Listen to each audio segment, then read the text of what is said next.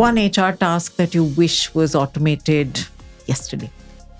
I would say two. Number one is, I think, collection of documents when an employee onboards or when they submit different proofs or expenses. I think many companies are still on paper. I think that has to be digitized. And second thing, specifically in the India context, I believe it's the compliance.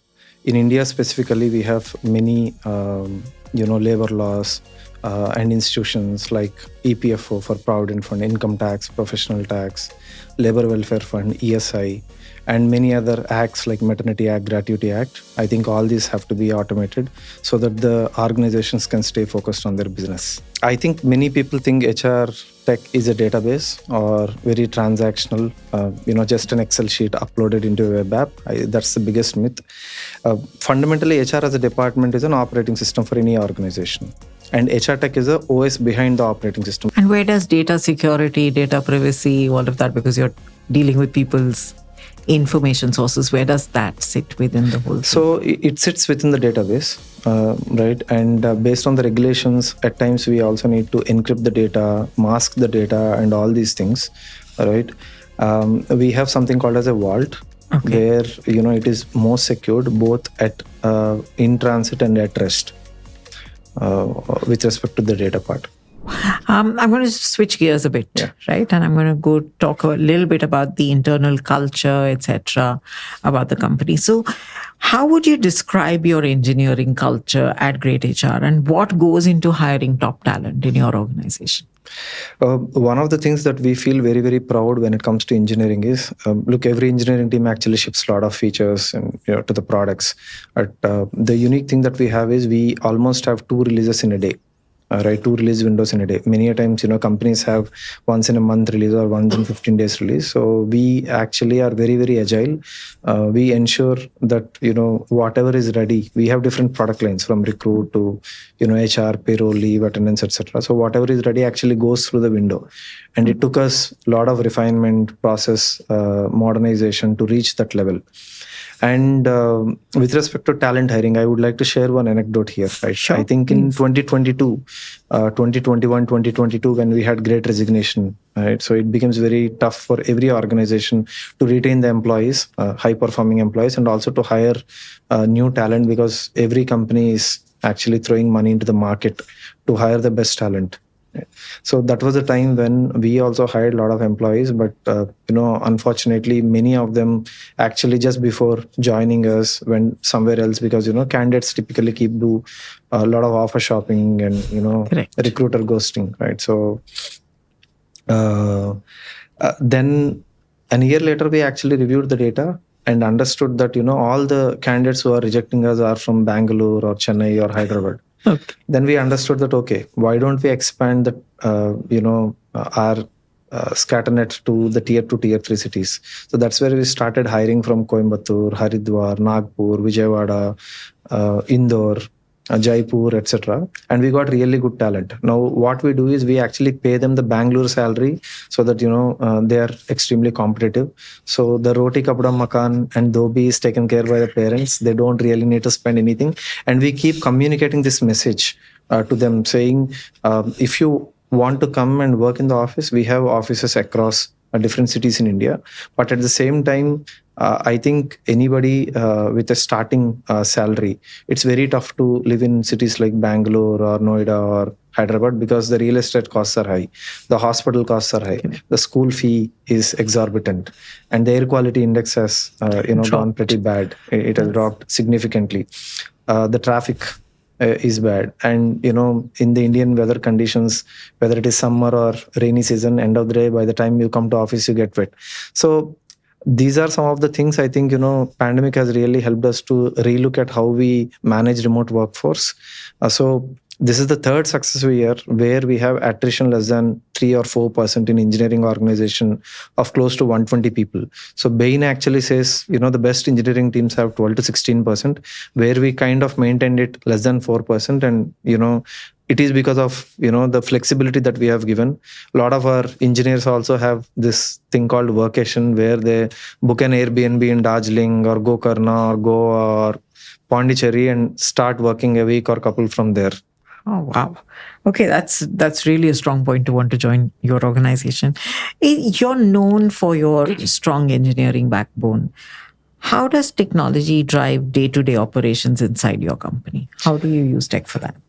Because we are an HR tech company, whatever we develop, we dog food it first. So we call it as dog fooding. So we eat our own food. Recently, we launched expense management. So before launching it to the wider customer, we started using it, identified what can be the improvements, bugs, etc., and fixed it, and then rolled it out to the beta and the larger customer segment that we have. We use many SaaS tools within the organization in terms of technology, and we have quarterly SaaS tools review where we see what's the outcome of a new SaaS tool. Is it really helping? If not, scrape it out and bring in new tools, etc. So I think fundamentally SaaS tools help a lot in terms of giving insights, but the crux is it's not just about the tool. A Salesforce or Jira can always give insight, but it's the lean mindset which actually drives the improvement in any organization. Okay. And from an engineering leadership point of view, what are your top technology investments, and what are the new initiatives that you've kind of prioritized recently? See, AI definitely is one of the top investments that we have. Of course, at the start of the 2025, there is a lot of news about AI hype, and at the end of the 25, everybody is talking about AI bubble. But I believe there is no smoke without fire. So essentially, we personally have witnessed tremendous amount of improvement in our productivity. For example, developers in our teams actually use Cursor AI, Claude AI to do vibe code. Today, in most of the greenfield projects, 80 to 85% of our code is actually written by AI. Okay. And QA, we are testing few automation tools which are having some bit of embedded AI in it.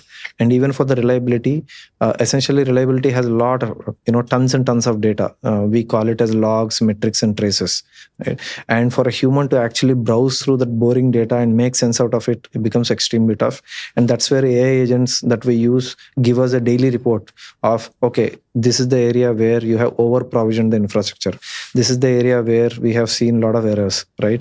And based on that, we actually go and tweak and observe the next day. So that's how we are actually making a lot of improvements. What technologies are you exploring for the next phase of greytHR?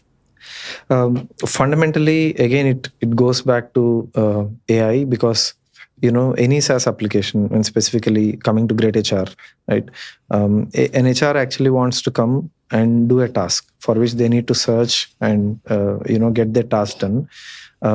Essentially, searching and getting the task done, we want to completely simplify it, where a natural language command like raise a loss of pay for so and so employee, right? It should actually search the employee, go to the loss of pay, and on so and so date, you raise a loss of pay and commit it, right? As simple as that, typically, which takes 2 minutes. Today, with just a single command, should be able to come to reality. So that's where, as I said, the system of intelligence in the HR tech evolution. So we want to have a combination of all levels of maturity in our system to offer to our customers. And share a little more about the AI capabilities that you offer today. See, fundamentally, AI boom actually came into picture once the ChatGPT came, which is one critical or key aspect of AI, which we call as Gen AI. Let me give you some real-time use cases. For example, at the entry of every office, earlier there used to be somebody sitting and looking and holding a register to mark the attendance. Correct. And over a period of time, we also got these access cards where you swipe in, and then the biometric.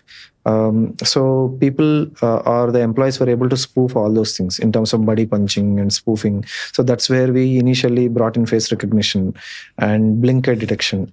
We have received some tickets from customers saving, even blink eye detection has been spoofed in terms of recording a blink eye and playing it in front of it and, somebody barging in. So that's where we used an AI library to get to the best accuracy possible in terms of, the face recognition. As I was indicating earlier, the OCR, typically we travel, go to restaurants, and, Correct. if we have to submit the invoice, we have to send it to email, open it, save it on desktop, upload, and then do. Today, with a click of a pick, right? It automatically reads the invoice number, the amount, date, type of the expense, and it submits. Same way, I think, HRs, whenever they actually have some queries, instead of chatting with the support assistant, they can actually chat with the chatbot, and chatbot internally looks into our knowledge base and responds. And one other, brilliant feature that we have, which we use for feedback and recognition, is many of Indians are not so fluent in English, because that English is not many people's mother tongue. Correct. And hence, while sharing feedback, people tend to be a little rude because of their accent or whatever.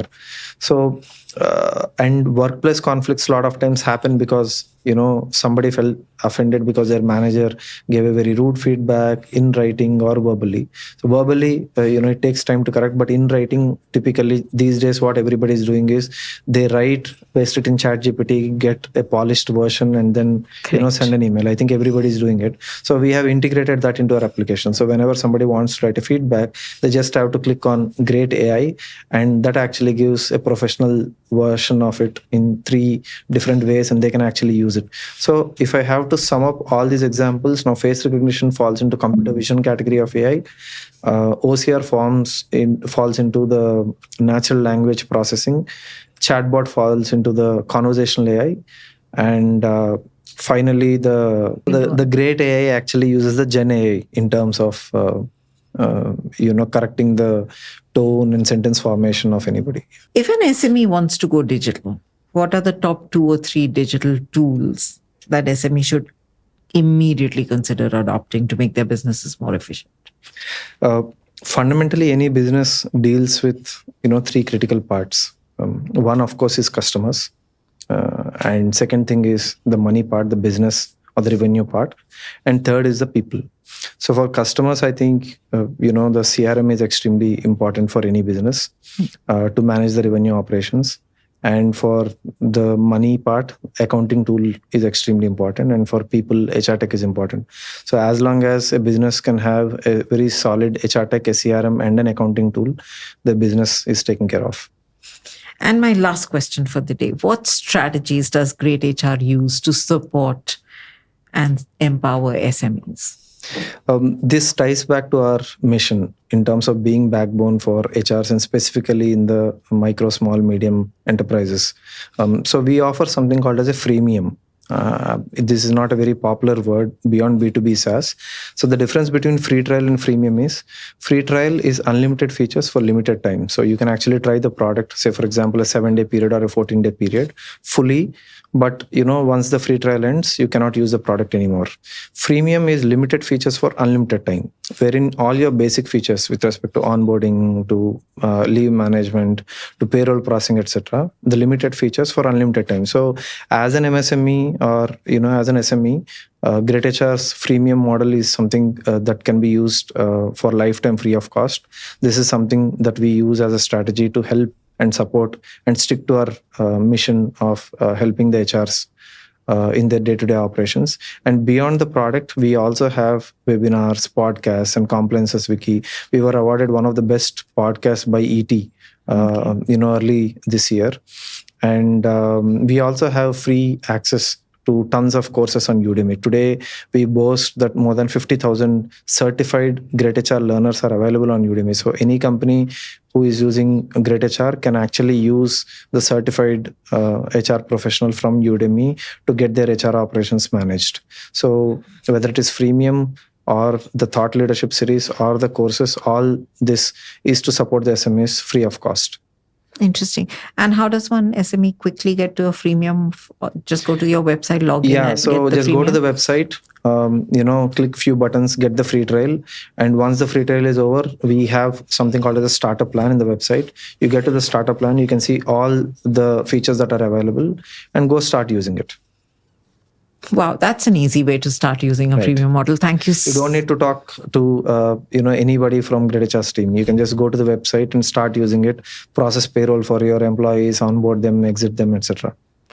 And does the freemium also have all the data protection and the PII Yes, everything, and all everything. of that Yes, as part yes, of it? yes, of course. So they could easily share their data with you and not have any concerns about that. Yes, absolutely. Okay, fantastic. This has been absolutely fantastic. Thank you once again for being a part of this show and for being a part of the Do Big podcast. Thank you so much for your time and thank you for being here. It's my pleasure. Thank you so much.